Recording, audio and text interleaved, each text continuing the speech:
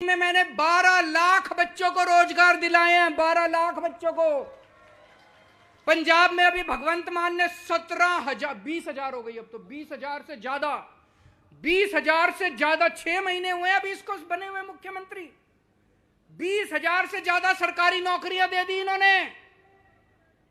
हमारी नीयत साफ है। हमें पता है कि आम आदमी का घर कितनी मुश्किल से चलता है, बेरोजगारी के अंदर क्या तकलीफ होती है। हम देना चाहते हैं, दे। और जब तक रोजगार नहीं मिलेगा, बेरोजगारी होगी। हर बेरोजगार युवा को 3,000 रुपए बेरोजगारी भत्ता दिया जाएगा। और जैसा मैंने बताया, हम इतने सारे स्कूल खोलने वाले हैं, इतने सारे अस्पताल खोलने वाले हैं, इतने मोहल्ला क्लिनिक बनाएंगे, इतना काम करेंगे। 10 लाख सरकारी नौकरियां नई निकलेंगी गुजरात के अंदर, नई 10 लाख सरकारी नौकरियां आपके बच्चों को मिलेंगी। 10 लाख सरकारी नौकरियां मिलेंगी। और पेपर नहीं फूटने देंगे। पेपर जितने पेपर अभी तक बचे हैं, फरवरी के महीने में तलाटी का पेपर करा देंगे और जुलाई के महीने तक उनकी पोस्टिंग करा देंगे। मेरे को पता चला, मैंने पूरी लिस्ट बना रखी है अगले साल का शेड्यूल। टेट का पेपर, टेट का पेपर, पुलिस में भर्ती के पेपर, सारे जितने पेपर है 1 साल के अंदर सारे पेपर करा देंगे। कोई पेपर नहीं फूटेगा। अगर कोई पेपर फूटा, उसको पकड़ के 10 साल की जेल होगी, उसको बख्शेंगे नहीं किसी भी हालत में।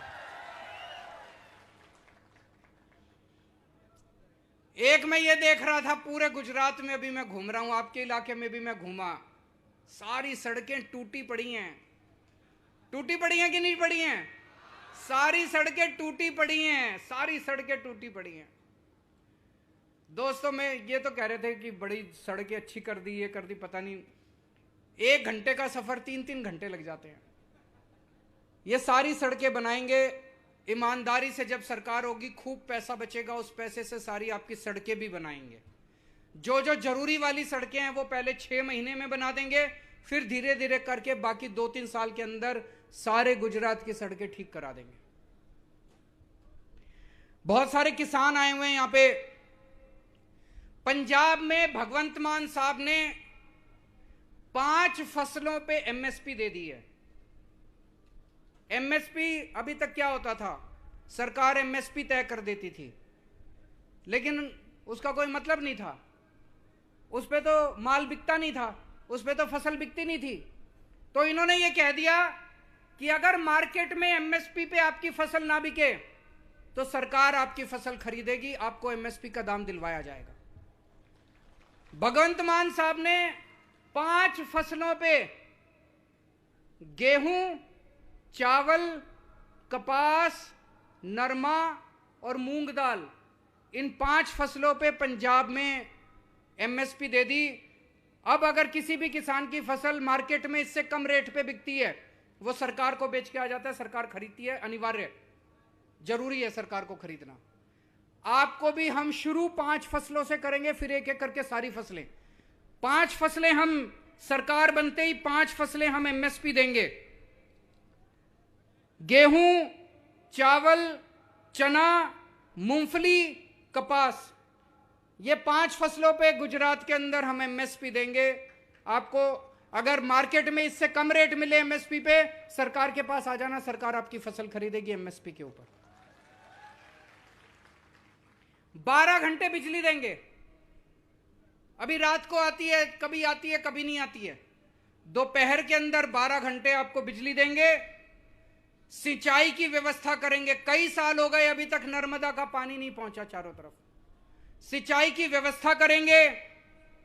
दिल्ली के अंदर और अब पंजाब के अंदर हमने प्रति हेक्टेयर, अगर फसल बर्बाद हो जाए, सरकार प्रति हेक्टेयर 50,000 रुपए प्रति हेक्टेयर उसके अकाउंट में 1 महीने के अंदर जमा करा देती है।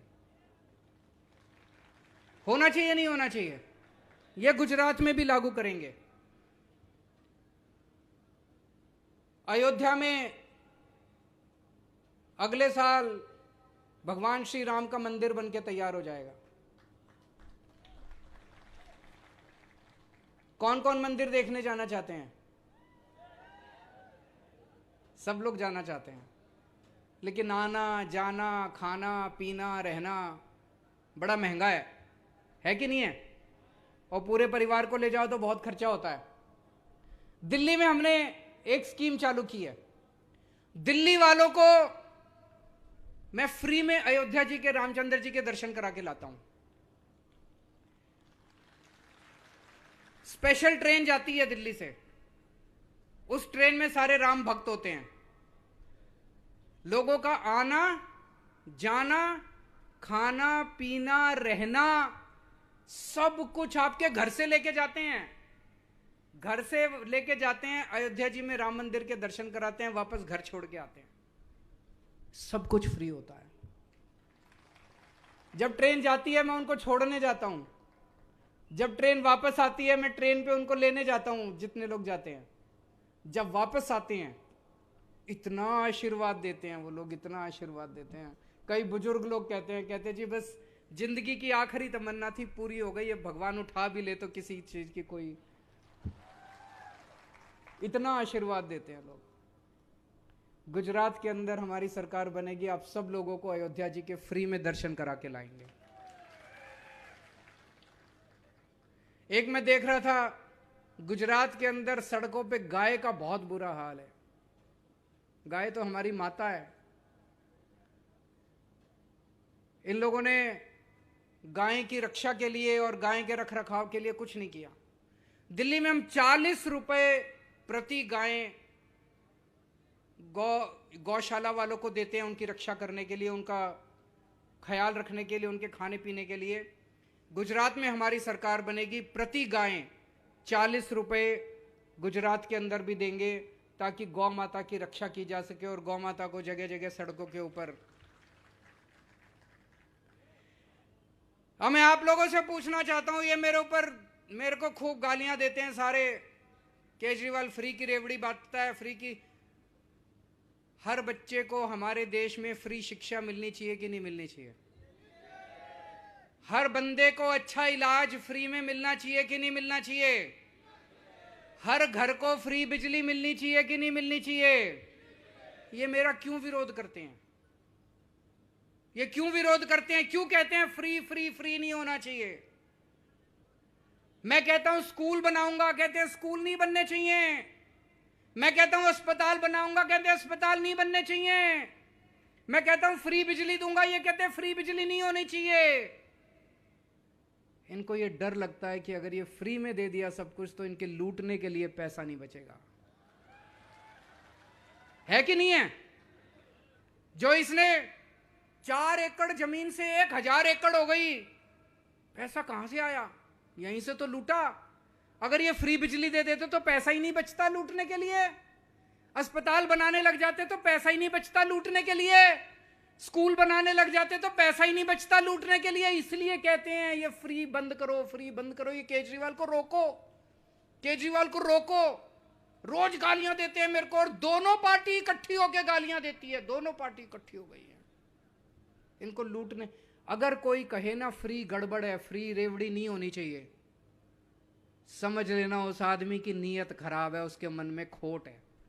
वो आदमी भ्रष्टाचारी है, वो पैसे कमाना चाहता है, उसकी नीयत खराब है, समझ लेना। कोई भी नेता देखो, कोई भी नेता खड़ा होकर कहे अरे फ्री नहीं होना चाहिए, फ्री नहीं होना चाहिए, फ्री गड़बड़ है, फ्री नहीं होना चाहिए, समझ लेना नेता बदमाश है। पूरे गुजरात के अंदर इस टाइम एक आंधी चल रही है बदलाव की। यहां भी इतने सारे लोग आए हुए हैं, मेरे ख्याल से 1 लाख से ज्यादा लोग होंगे आज इस सभा के अंदर। आज इनको बीजेपी वालों को नींद तो नहीं आती। पूरे गुजरात में बदलाव की आंधी चल रही है। और जब से आईबी की रिपोर्ट आई है कि आम आदमी पार्टी की सरकार बन गई है, ये बीजेपी और कांग्रेस की सीक्रेट मीटिंग होने लग गई है।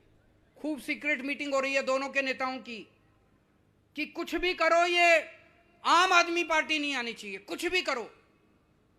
दोनों रात को मीटिंग करते हैं, 12 बजे मीटिंग होती है इनकी, और सवेरे 10 बजे एक पार्टी वाला नेता कहेगा केजरीवाल कमीना है, दूसरा कहेगा केजरीवाल ठग है, फिर 2 बजे 30 वो दूसरी पार्टी वाला कहेगा केजरीवाल महाठग है।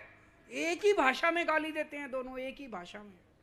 जैसे रात को मीटिंग में तय करके आया हूं कि आज ये वाली, एक पार्टी वाला कहेगा केजरीवाल आतंकवादी है, दूसरा कहेगा केजरीवाल खालिस्तानी है। दोनों एक ही भाषा इस्तेमाल करते हैं, एक ही भाषा इस्तेमाल करते हैं। दोस्तों, इनकी चाल समझ लेना, कांग्रेस के चक्कर में मत पड़ना। कांग्रेस की 10 से भी कम सीट आ रही है सर्वे में, और 10 से कम सीट आ रही है, और ये 10 भी नहीं बचने वाले।